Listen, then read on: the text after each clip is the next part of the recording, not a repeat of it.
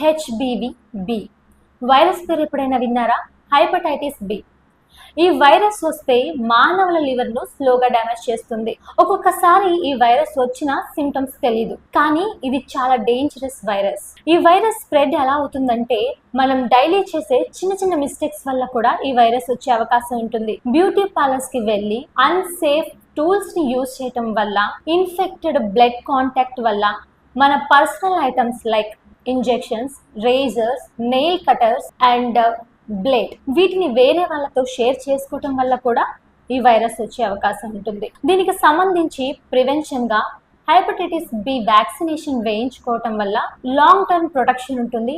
Infection risk చాలా వరకు తగ్గుతుంది. ఈ వైరస్ రాకుండా ఉండాలంటే మన పర్సనల్ ఐటమ్స్ ని ఎవరితో షేర్ చేసుకోకూడదు. ప్రివెన్షన్ గా ఈ వ్యాక్సినేషన్ ని వేయించుకోవాలి. అలాగే బ్యూటీ పార్లర్స్ కి వెళ్ళినప్పుడు హైజీనిక్ గా ఉన్నాయా లేదా చెక్ చేసుకోవాలి. ఎందుకంటే మన ఆరోగ్యం మన చేతిలోనే ఉంది. సో ముందుగా మీలో ఎవరైనా హెపటైటిస్ బి వ్యాక్సినేషన్ వేయించుకోకపోతే ఈ రోజే వెళ్ళి మీ దగ్గరలో ఉన్న డాక్టర్ని సంప్రదించి హెపటైటిస్ బి వ్యాక్సినేషన్ వేయించుకోండి.